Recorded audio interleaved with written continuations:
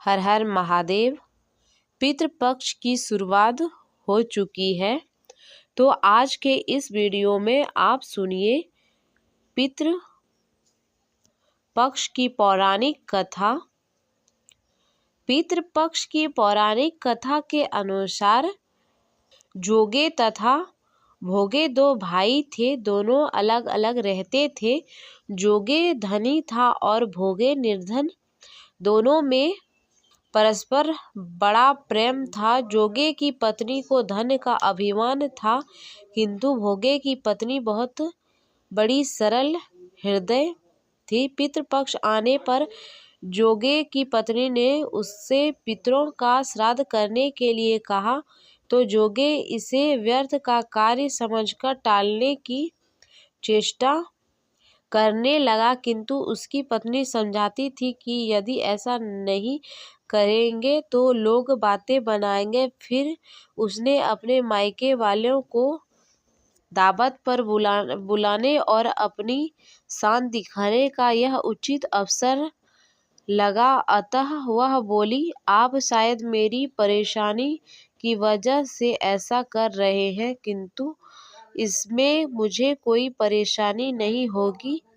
मैं भोगे की पत्नी को बुला लूंगी, दोनों मिलकर सारा काम कर लेंगी। फिर उसने जोगे को अपने पीहर न्योता देने के लिए भेज दिया।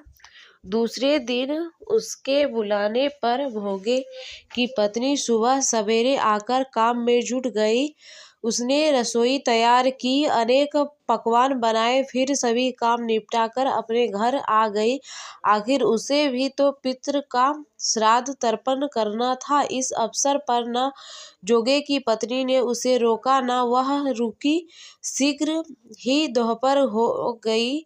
पितृ भूमि पर उतरे जोगे भोगे के पितृ पहले जोगे के यहाँ गए तो देखते हैं कि उसके ससुराल वाले वहाँ भोजन पर जुटे हुए हैं। निराश होकर वे भोगे के यहाँ गए। वहाँ क्या था, मात्र पितरों के नाम पर अगियारी दे दी गई थी। पितरों ने उसकी राख चाटी और भूखे ही नदी के तट पर पहुँचे गए।